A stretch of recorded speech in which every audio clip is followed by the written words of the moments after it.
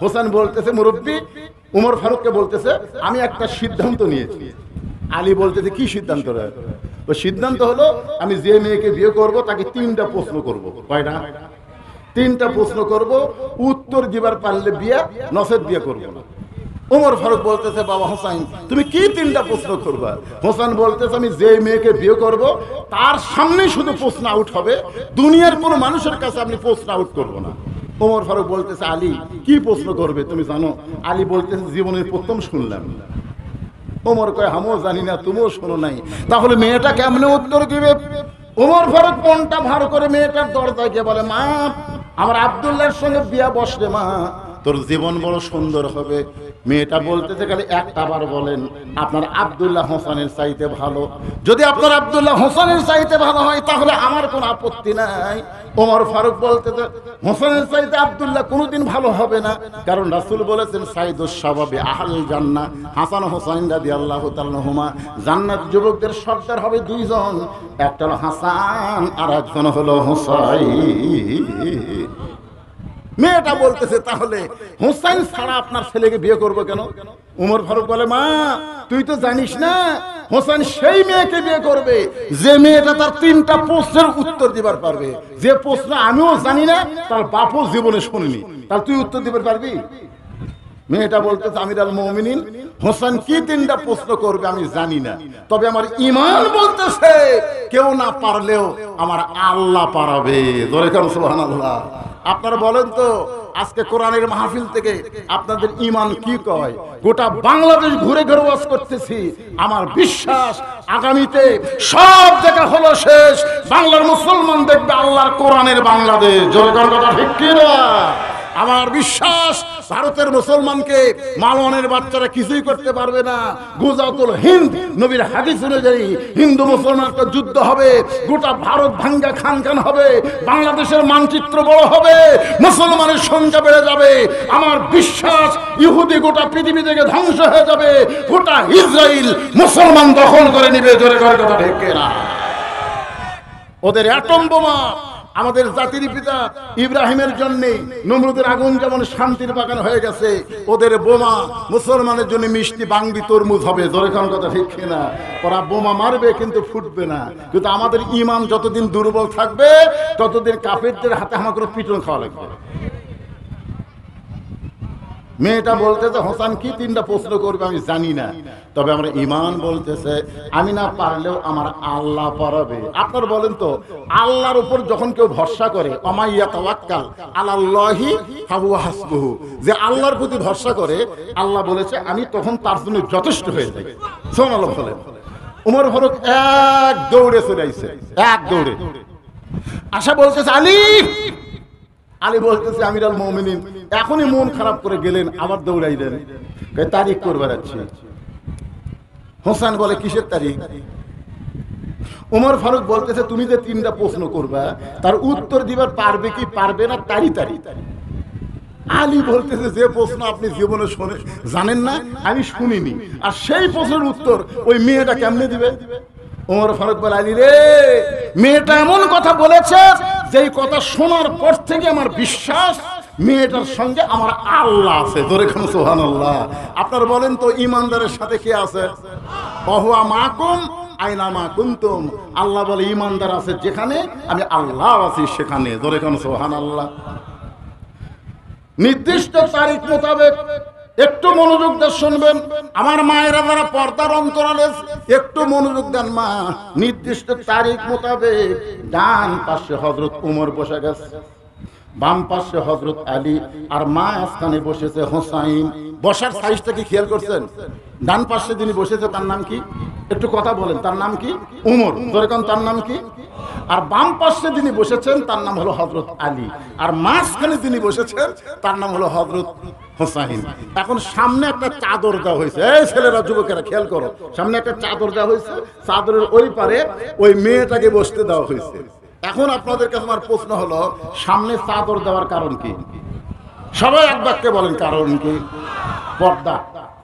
তাহলে মমতার যে গত সংসদে বলল, মমতা তো চেনেন আপনারা, একের হাসিনার সামনেই বলল ওরে শরীয়তের মাওলানা চোখ দুইটা করলা কানা, মনের পর্দা বড় পর্দা, তোমরা খুঁজা পাইলা না, তেতুল হুজুর বুঝলো না।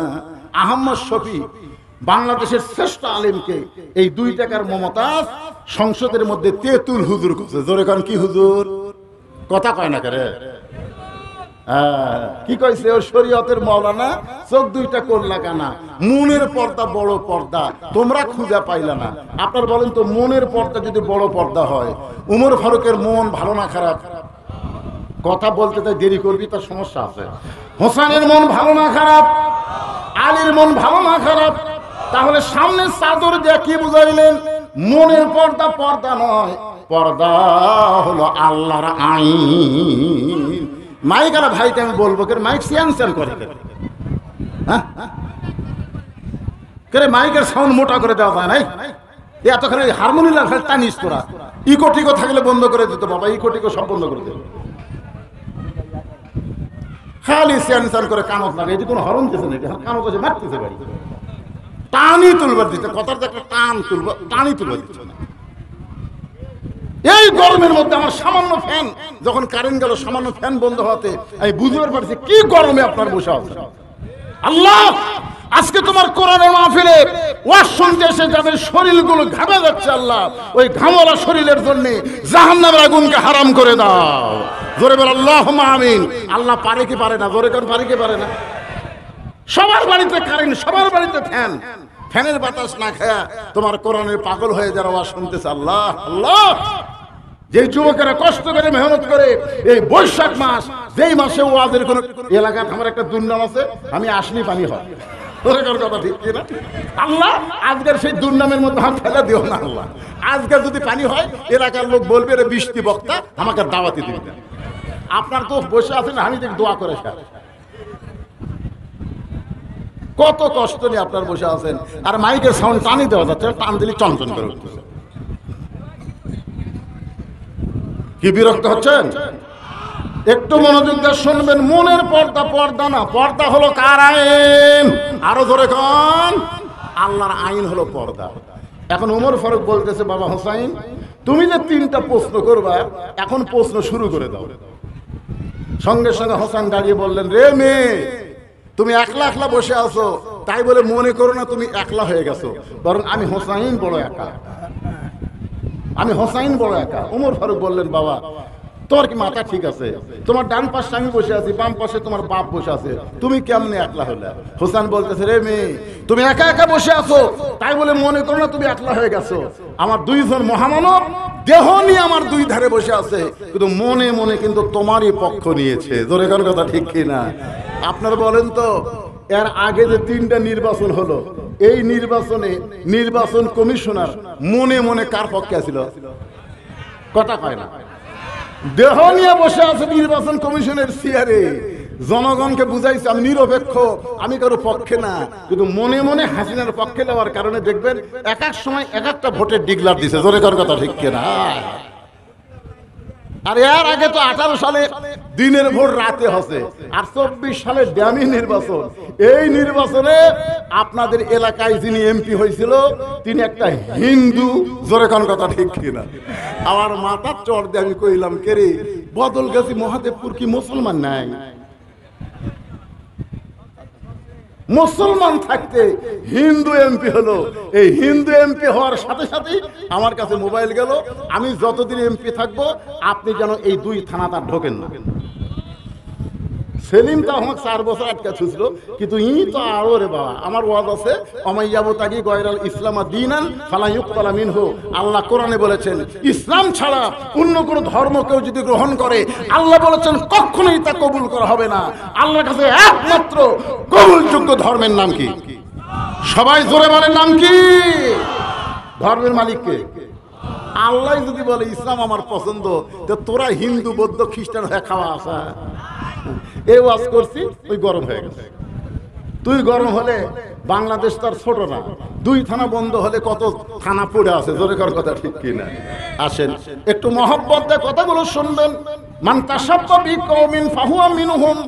ভোট হচ্ছে একটা আমানত। আমার আল্লাহ বলেছেন, ইন্নাল্লাহা ইয়ামুরুকুম আন তুআদ্দুল আমানাতি ইলা আহলিহা ওয়া ইযা হাকামতুম বাইনান নাস আন তাহকুমু বিল আদল, যাকে তাকে ভোট দেওয়া যাবে না, এমন মানুষকে ভোট দেবেন যে ভোট পাওয়ার পরে নেতা হবে। ওই নেতা যত ভালো কাজ করবে প্রত্যেকটা ভালো কাজের সওয়াবের অংশ আল্লাহ ভোটারদের আমলনামায় দিবে। আর নেতা যদি খারাপই করে, চুরি করে, সামারি করে, যত পাপ হবে ওই পাপ শুধু নেতা একলা পাবে না, যারা ভোট দিল তাদের আমলনামার মধ্যেও আল্লাহ পাপ দেবে। অনেক ভোটার হাসরের ময়দানে দেখবে তারা আমলনামার মধ্যে গম চুরি, টিন চুরি, সিমেন্ট চুরি। তখন কবে আল্লাহ, আমি তো জীবনে গম চুরি করিনি, আমি তো সিমেন্ট চুরি করিনি, আমি তো চাউল চুরি করিনি। আল্লাহ বলবে, যাক ভোট দিয়ে এমপি বানাছো ওই চুরি করছে। তুই চুরি করলে তুই সমর্থন দিছো, তুই যে সমর্থন করছিস এই জন্য তোর আমলনামায় পাপ। এই জন্যে আমি আমার বাপের কথা কইনি, আমি আল্লাহর কোরআন থেকে বললাম। একটু মনোযোগ দিয়ে শুনবেন। এখনই প্রশ্নের উত্তর দেওয়া লাগবে, ওয়াজ বাদ দেয়া।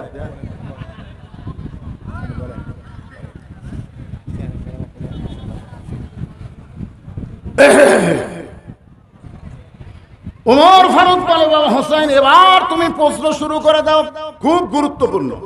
হোসেন দাঁড়িয়ে বলতেছে, রে মেয়ে, আমার 1 নম্বর প্রশ্ন হলো, আমার মাকে তুমি জানো?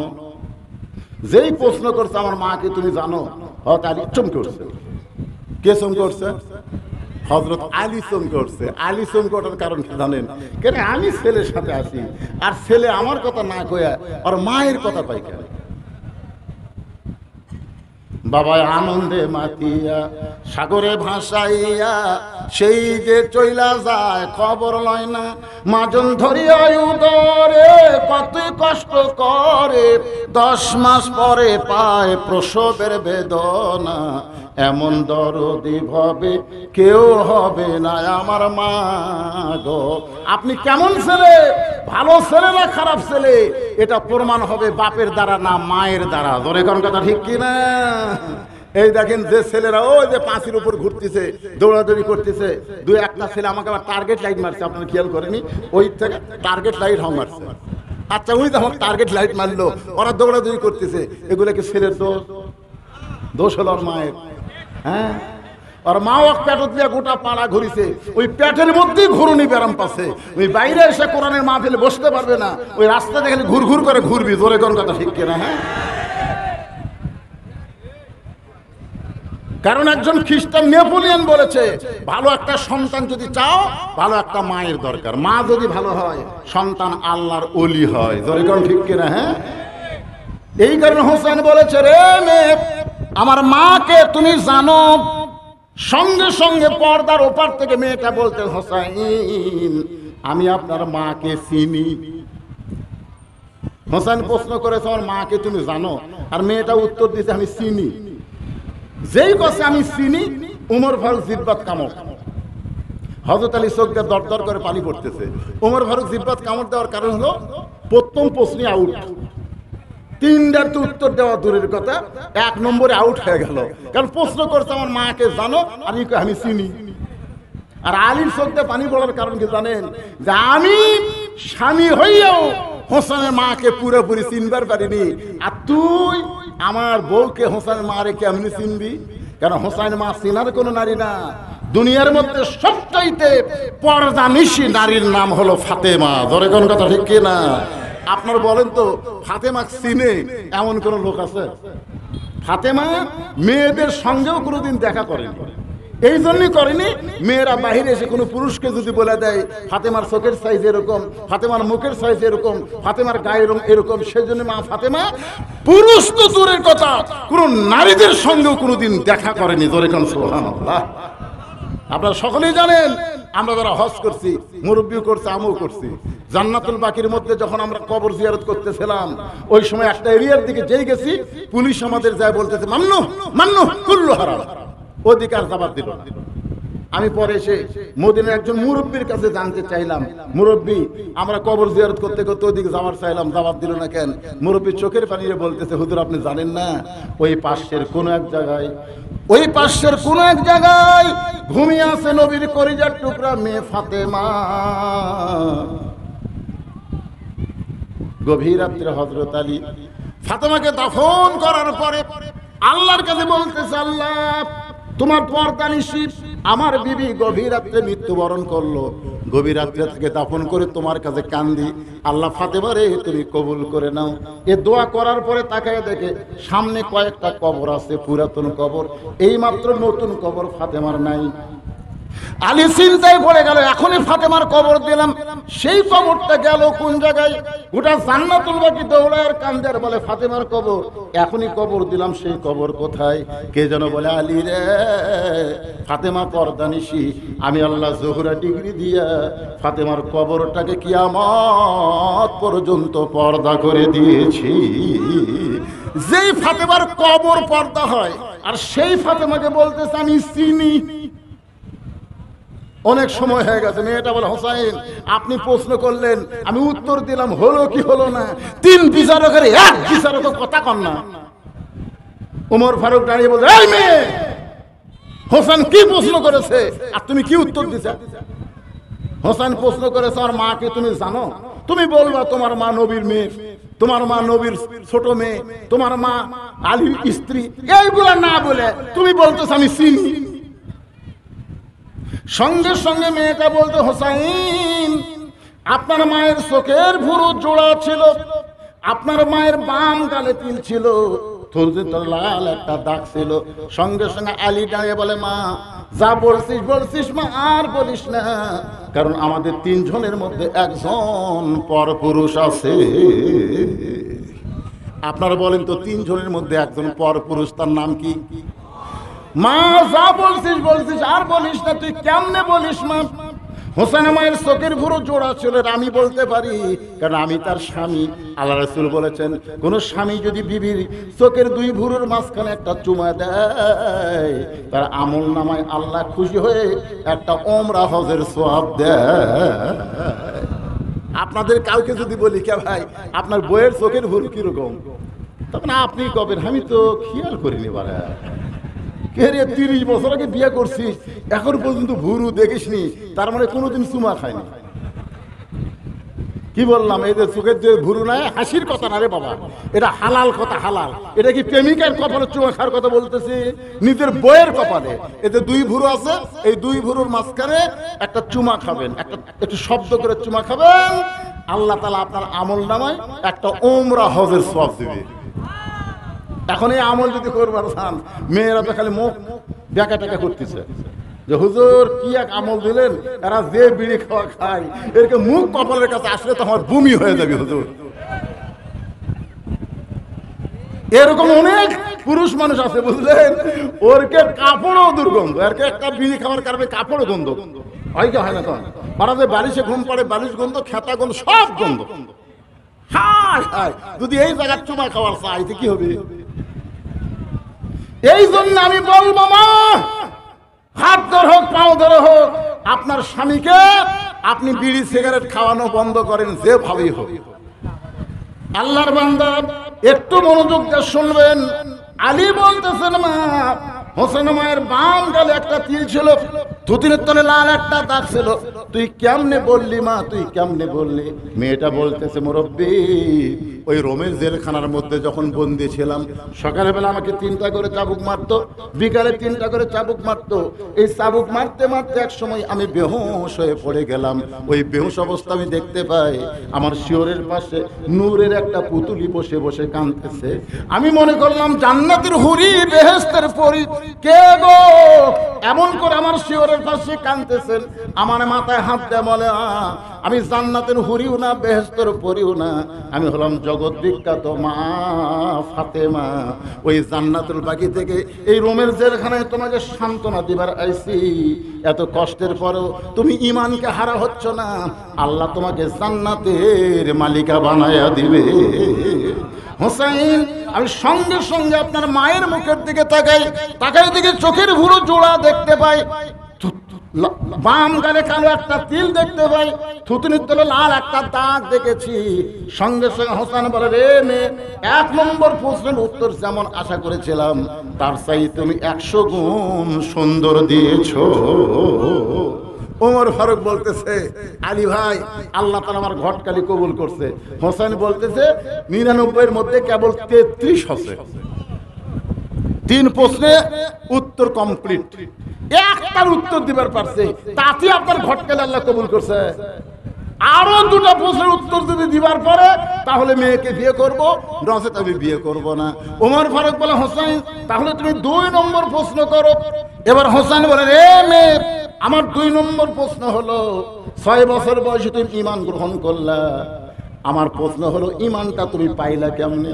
কারণ তুমি বলেছো তোমার দাদা হলো খ্রিস্টান, তোমার বাবা হলো খ্রিস্টান, যেই দেশে তুমি জন্মগ্রহণ করেছো ওই দেশের সবাই খ্রিস্টান, ওই খ্রিস্টানদের দেশে তুমি 6 বছর বয়সে ঈমান কেমনে পাইলা? ওমর ফারুক চমকে উঠছে।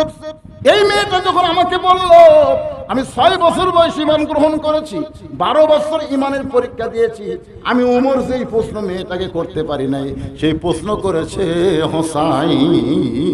জোরে কোন সুবহানাল্লাহ। মেয়েটা বলতে, হোসাইন 6 বছর বয়সে ঈমান কেমনে পাইলাম? তাহলে শোনেন, আমি দুনিয়ার সাধারণ কোনো ঘরের মেয়ে না। আপনার মনে করবেন না যে আমি সাধারণ ঘরের মেয়ে। আমার দাদা হলো রোম সম্রাট কাইসার। একদিন পড়ন্ত বিকাল বেলা আমার দাদা আমাদের অন্দরমহলে গিয়ে বলতেন, নাতনি রে, আজকে রোমের রাজ দরবারে খেলা হবে, তুই কি খেলা দেখতে যাবি? 6 বছরের বাচ্চারা খেলা দেখার কথা শুনলে কিন্তু পাগল হয়ে যায়। বর্তমানে দেখবেন একটা ছেলে সবসময় ডিস্টার্ব করে, ওকে যদি মোবাইলে একটা গেম বার করে দেন ও কিন্তু আর ডিস্টার্ব করবে না, দরকার সারাদিন মোবাইলে খেলা দেখবে। ধরে কোনো কথা ঠিক কিনা? ছোট বাচ্চারা খেলা দেখার পটু। যে আমার দাদা বললো, নাতি আজকে রোমের রাজদরবারে খেলা হবে, তুই কি খেলা দেখতে যাবি? হোসাইন আমি 6 বছর ঈমান কেমনে পাইলাম শোনেন। আমি দাদার সঙ্গে খেলা দেখতে আসলাম রাজদরবারে। আমার দাদার সিংহাসনের পাশে ছোট্ট একটা চেয়ার সেট করে দিল। ওই চেয়ারে আমি বসেই বললাম, দাদা খেলা দেখার কথা বলে নিয়ে আসলেন, খেলা কোন জায়গায়? আমার দাদা বলে, ওই যে তাকায় দেখ। মেয়েটা বলে, আমি তাকায় দেখি একজন মানুষের চোখ কালো কাপড় দিয়ে বাঁধা রাখছে, ওই মানুষের 2টা হাত কালো রশি দিয়ে বাঁধা, ওই মানুষের 2টা পা লোহার শিকল দিয়ে আটকানো আছে। আমি বললাম, দাদা খেলা দেখার কথা বলে আপনি নিয়ে আসলেন, কিন্তু আপনি আমাকে কি দেখাচ্ছেন? যেই লোকটার চোখ বাঁধা, হাত বাঁধা, পা লোহার শিকল দিয়ে আটকানো, তাকে আপনি কি খেলা খেলবেন? আমার দাদা বলেন, আপনি রে, তুই যারা দেখতেছিস ওইটা হলো মুসলমান, ওইটা হলো মুসলমান। আজকের খেলা হতে তাকায় দেখ। মেয়েটা বলে, আমি তাকায় দেখি 20 লাখ আগুনের চুলা দাও দাও করে জ্বলতেছে। আমার দাদা বলে, রে নাতনি, আজকের খেলা হলো মুসলমানকে হাত পা বাঁধা আগুনের মধ্যে ফেলে দিব, মুসলমান আগুনে পুড়ে মরে যাবে। আজকের খেলার নাম দিয়েছি মুসলমান মারার খেলা। আমি তখন 6 বছরের ছোট্ট মেয়ে। আমার দাদাকে জোড়হাত করে বললাম, দাদু ভাই, ওই মুসলমানকে মারার খেলা কি বন্ধ করা যায় না? একটা জীবন্ত মানুষকে আগুনের চুলার মধ্যে পুড়ে মারবেন, এই খেলা কি বন্ধ করা যায় না? আমার দাদা বলতেছে, 100 বার বন্ধ করা যায়। মুসলমান যদি খালি একটা বারের জন্য বলে আল্লাহ রাসূল মানি না, ওই মুসলমান খালি একটা বারের জন্য বলবে আল্লাহ রাসূল মানি না, আমি সঙ্গে সঙ্গে তার চোখের বাঁধন খুলে দিব, হাতের বাঁধন খুলে দিব, পায়ের শিকল খুলে দিব, খালি একটা বার যদি বলে আল্লাহ রাসূল মানি না। মেয়েটা বলে, হোসাইন, আমি তখন চেয়ার থেকে উঠে আস্তে আস্তে মুসলমানের কাছে গেলাম, গিয়ে বললাম, মুসলমান, তোমার চোখ 2টা বেঁধে রাখছে, তোমার হাত 2টা বেঁধে রাখছে, তোমার পা 2টা লোহার শিকল দিয়ে আটকায় রাখছে, কিছুক্ষণ পর আগুনের চুলার মধ্যে তোমাকে ফেলে আমার দাদা পুড়াইয়া মারবে। তুমি যদি বাঁচতে চাও তাহলে একটা বারের জন্য বলো আল্লাহ রাসূল মানি না, খালি একটা বারের জন্য যদি বলতে পারো আমার দাদা তোমাকে মুক্ত করে দিবে। মেয়েটা বলে, হোসেন রে, আমি মনে করেছিলাম লোকটা বাঁচার জন্য হয়তো বলবে আল্লাহ রাসূল মানি না, কিন্তু লোকটা চিৎকার করে বলতেছে, রে ছোট্ট মেয়ে, তোমার কাছে জীবনের দাম বেশি, এই কারণে তুমি এমন কথা বলতেছো। কিন্তু একজন মুসলমানের কাছে জীবনের চাইতে ঈমানের দাম বেশি। দরকার হলে ফাঁসির মঞ্চে যাবে মুসলমান, কিন্তু রাষ্ট্রপতির কাছে বাঁচার দরখাস্ত লেগেবে না। ধরে কোন কথা ঠিক কিনা? মতিউর রহমান নিজামীকে উকিল বলেছিল যে আপনি যদি বাঁচতে চান রাষ্ট্রপতির কাছে একটা দরখাস্ত লেখেন, রাষ্ট্রপতি যদি দয়া করে আপনার ফাঁসির দণ্ড মওকুফ করে দেয় তাহলে আপনার ফাঁসি কার্যকর হবে না। মতিউর রহমান নিজামী মুচকি মুচকি হাসে। উকিল বলে, হাসেন কেন? বলে, হাসার কারণ হলো তুমি যাকে দরখাস্ত লিখতে বলতেছো এরকম 3টা রাষ্ট্রপতিকে আমি ক্ষমতা থাকা অবস্থায় মরা দেখছি। একটা হলো বঙ্গবন্ধু শেখ মুজিবুর রহমান, একটা জিয়াউর রহমান, আর একটা জিল্লুর রহমান। যারা ক্ষমতা থাকতে মরে যায় তাদের কাছে কোনো ইমানদার জীবন ভিক্ষা চাবে না। জীবন ভিক্ষা চাইতে হবে একমাত্র জীবন দেনেওয়ালার কাছে। জোরে কোনো কথা ভিক্ষে না। তখন উকিল বলতেছে এই গোয়ারকি করার কারণে আপনার ফাঁসি হবে। নিজামী সাহেব বললেন আমার ফাঁসি হবে কিন্তু আমার মৃত্যু হবে না। ফাঁসি হবে কিন্তু মৃত্যু হবে না। উকিল বলে কেমনে আপনি বলেন ফাঁসি হবে মৃত্যু হবে না? কোরআন থেকে তখন তেলাওয়াত করলেন ওয়ালা তাকুলু লিমান ইউকতালু ফি সাবিলিল্লাহি আমওয়াতুন বাল আহইয়াউ ওয়ালাকিন লা তাশউরুন। আল্লাহু আকবার। মেয়েটা বলে হোসাইন। লোকটা চিৎকার করে বলতেছে রে ছোট্ট মেয়ে, তোমার কাছে জীবনের দাম বেশি কিন্তু আমার কাছে আমার ইমানের দাম বেশি।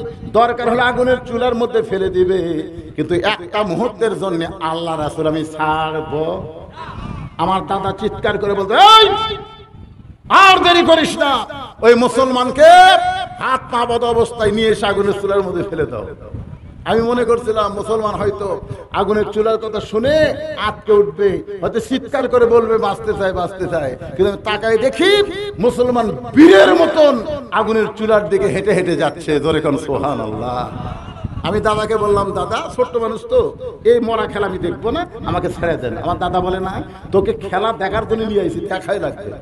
জোর করে যখন দাদা আমার হাত ধরে থাকলো, ওই মুসলমান যখন আগুনের চুলার দিকে যাচ্ছে আমি তখন আস্তে করে এক হাত আমার দাদা ধরে আছে আর এক হাত আমি চোখ চাপে ধরলাম। একটা জীবন্ত মানুষকে আগুনের চুলাত মারবে এই দৃশ্য আমি দেখবো না।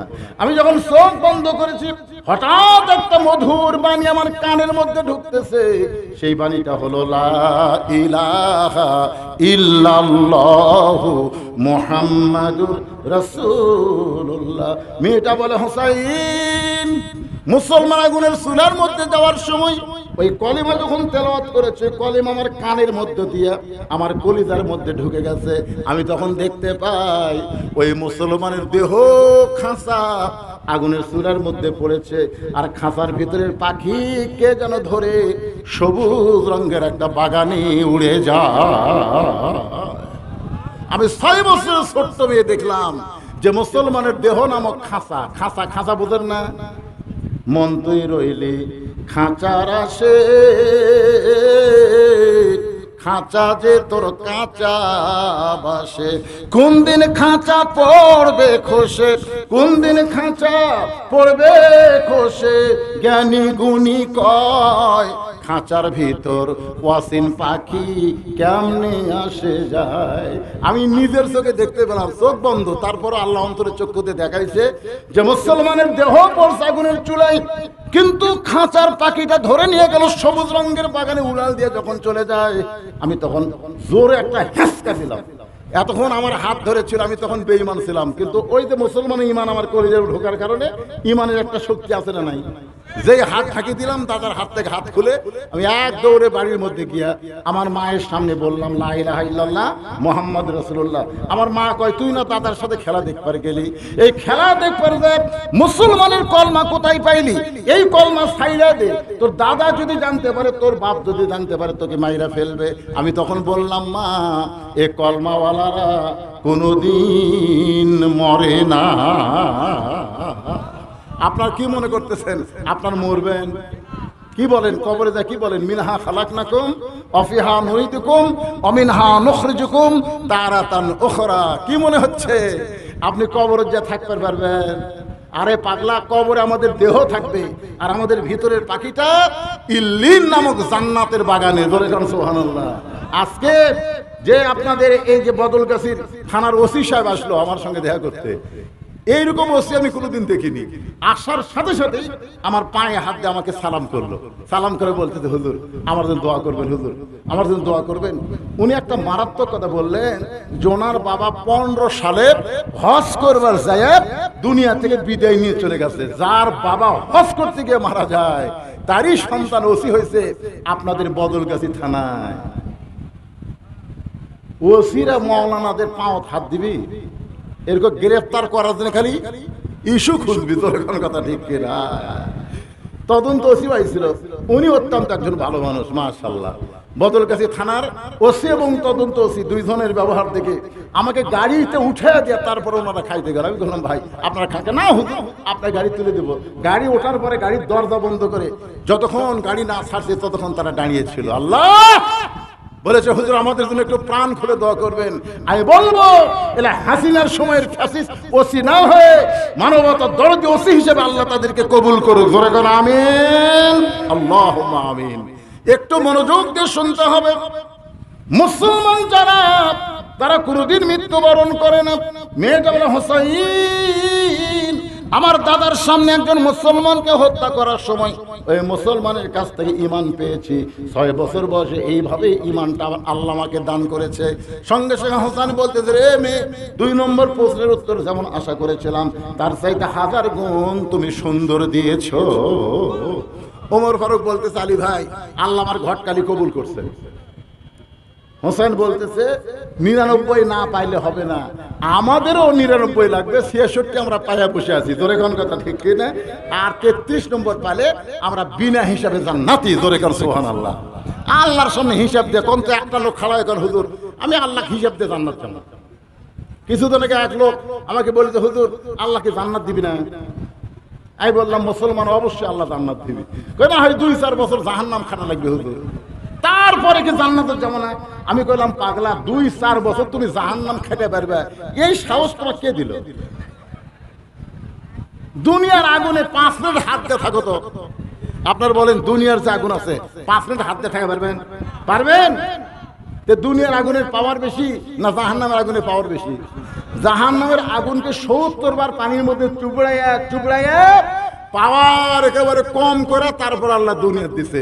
আর সেই দুনিয়ার আগুনে যদি 5 মিনিট হাত দিয়ে থাকতে না পারো আর 2-4 বছর তুমি জাহান্নামে থাকবে, এত বড় সাহস তোমাকে কে দিল? সমস্ত যুবকেরা বলো আল্লাহ যেন আমাদেরকে বিনা হিসাবে জান্নাত দেয়। জোরে করে আমিন। এবার ওমর ফারুক বলে হোসাইন এখন তাহলে তুমি 3 নম্বর প্রশ্ন করো। কয় নম্বর প্রশ্ন করবে? কয়টা? 3টা। জোরে কোন কয়টা? উত্তর হচ্ছে কয়টা, বাকি আছে কয়টা?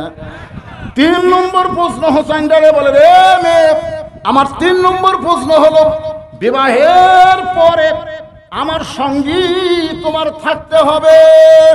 রে যুবকেরা শোনো, বিয়ের আগে না বিয়ের পরে? আপনার হোসেন কি বলেছে? বিবাহের আগে না পরে?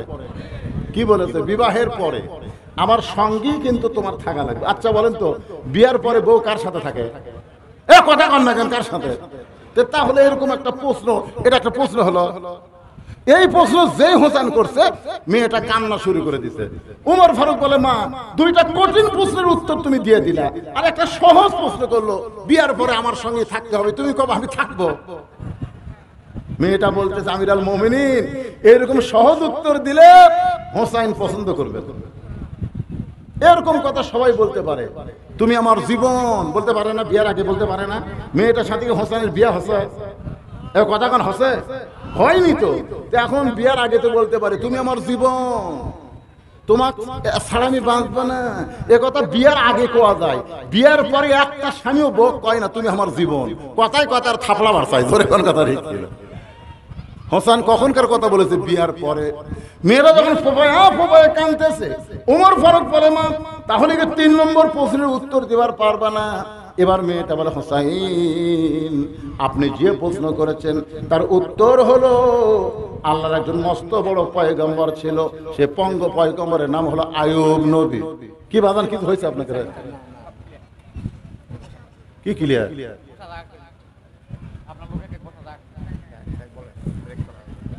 হ্যাঁ বলতেছি দেখি ওটা কি দিয়েছে দেখি, আবার আপনাকে সব খেয়াল দিবে। আমরা একটা প্রশ্ন দিলাম হুজুরের কাছে না দিয়ে এসে মোবাইলের তলে ছিল। বিরক্ত হচ্ছেন আপনারা? তারিখ কিন্তু শেষ না, না যেই তারিখে বিজ্ঞাপন সেই তারিখ কিন্তু আর নাই। এই দেখতেছে, এই দেখেন প্রশ্নের আগে শোনেন। বড় আব্বু বা চাচাকে বাবা বলে ডাকা যাবে কিনা? তো বড় আব্বু চাচাকে বাপ ডাকলে বাবু কি করে ডাকবেন? হ্যাঁ বড় আব্বু বাপের বড় ভাইকে বড় আব্বু আর ছোট ভাইকে চাচা, এটাই তো আমরা কই নাকি কন? আর আমার বাপ আব্বা কই আর বাবা কই, সেটা কই একটা কই। তা আপনি যদি বাবা কবর চান তো চাচা কি কই ডাকবেন? এলা সব অবান্তর প্রশ্ন নয়। স্বামীর নাম ধরে স্ত্রী সবার সামনে ডাকতে পারে কি? ডাকলে ক্ষতি নাই, কিন্তু ডাকাটা চরম বেয়াদবি। ডাকা হলো চরম বেয়াদবি, তবে ডাকলে ক্ষতি নাই, কিন্তু ডাকাটা চরম বেয়াদবি। আল্লাহ রাসূল বলেছেন, আল্লাহর পরে কাউকে যদি সেজদা দেওয়ার হুকুম থাকতো তাহলে প্রত্যেকটা বউকে বলতাম স্বামীর পায়ে সেজদা করো। এ কথার দ্বারা রাসূল বুঝাইলেন আল্লাহর পরই মেয়ে মানুষের যে সবচেয়ে দামি ওই মহান ব্যক্তি হলো তার স্বামী। জোরে কর কথা, ঠিক কিনা? সেই স্বামীর নাম ধরে ডাকলে ওই সংসারে আর যাই হোক বরকত থাকবে না। ছেলের বাপ করে বলবেন, রহিমার বাপ কি আব্দুর রহিমের বাপ, এভাবে ডাকবেন। নাম ধরে ডাকবার কে কথা? আর যতদিন বাচ্চা কাচ্চা হয়নি ততদিন বলবেন হবির বাপ। হবির বাপ মানে একটা বাচ্চা তো হবি, এদিন হবির বাপ বলবেন, হবির বাপ। স্বামীর সামনে টিপ পরা যাবে কিনা? স্বামীর সামনে টিপ পরা যাবে। রাত্রেবেলা যখন স্বামী বউকে আদর্শ করবে ওই সময় টিপ টিপ লিপস্টিক যা আছে সব করে আল্লাহ রাসূল বলেছেন স্বামীর জন্য সাজা যাবে, স্বামী ছাড়া অন্য কোনো পুরুষের জন্য সাজা সম্পূর্ণ হারাম। স্বামীর জন্য যাবে, টিপ পরেন আর যাই পরেন, স্বামী ছাড়া অন্য কারো সামনে পরা যাবে। জোরে বলেন যাবে। বাজারে টিউব মেহেদি হাতে দিলে নামাজ বা রোজা হবে কিনা? নামাজ না হওয়া, রোজা না হওয়ার কোনো কারণ না। ওটা হাতে দিলে ওটা হাতের সঙ্গে মিশে যায়, সবই হবে, কোনো সমস্যা নেই। মেয়েরা দিবেন, পুরুষেরা দেন আবার দিয়েন না, বুঝেন না? পেটে বাচ্চা থাকাকালীন কি কি আমল করা উচিত? পেটে বাচ্চা থাকাকালীন আপনার আমলের সাথে বাচ্চার সম্পর্ক হবে। আল্লাহ রাসূলের হাদিসের ব্যাখ্যায় বলা হয়েছে, পেটে বাচ্চা নিয়ে মা যখন নামাজ পড়ে রুকুর থেকে যখন সেজদায় যায় তখন বাচ্চা পেটের মধ্যে একটা দোমড় খায়। 4-5 মাসের বাচ্চা পেটের মধ্যে দোমড় খায়। ফেরেশতারা বলে, আল্লাহ দেখো তোমার বান্দি সেজদা দেওয়ার সময় এখন বাচ্চা একটা চাপ খাচ্ছে, বাচ্চার কি কষ্ট হয় না?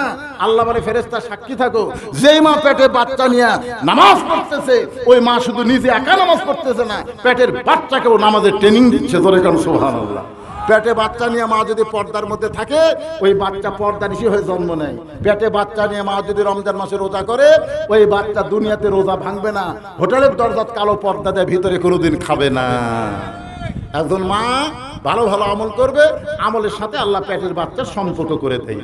উত্তর শেষ, প্রশ্ন শেষ। এখন আসেন, মেয়েটা বলতে যে আইয়ুব নামে আল্লাহর একজন নবী ছিলেন।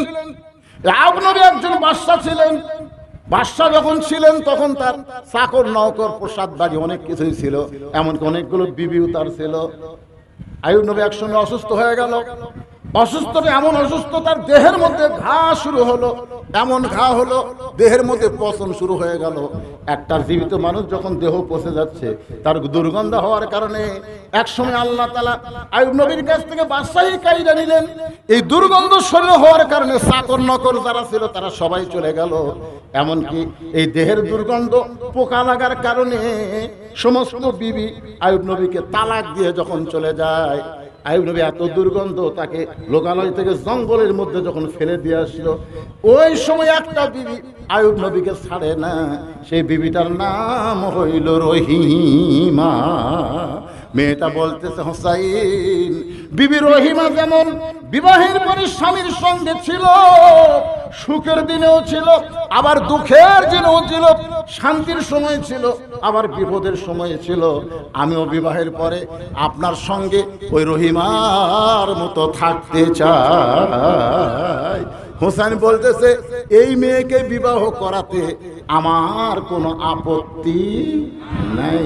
আজকে আলোচনার ভিতর দিয়ে আমি যতগুলো কথা বলেছি প্রত্যেকটা কথা যদি আমরা গ্রহণ করে আমল করে আল্লাহর কোরআন অনুযায়ী নবীর তরিকা অনুযায়ী দুনিয়া থেকে যাবার পারি, বাকি 33 নম্বর আল্লাহ আমাদেরকে দিয়ে গোল্ডেন এ প্লাস নিয়ে বিনা হিসেবে আল্লাহ জান্নাত দিবে। সকলে বলি আল্লাহুম্মা আমিন।